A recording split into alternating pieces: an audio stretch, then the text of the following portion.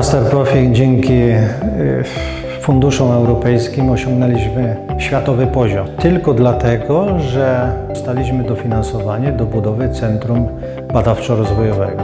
W dzisiejszym świecie, bardzo konkurencyjnym świecie, wygrywają te firmy, które mają najlepiej skonstruowane i pod względem technologii i konstrukcji wyroby. Centrum Badawczo-Rozwojowe służy temu, że te nasze przemyślenia są wprowadzane w życie i równocześnie sprawdzane, czy to, co myślimy, to, co konstruujemy, jest realne i czy to jest dobre rozwiązanie. I to jest narzędzie do rozwoju produktu.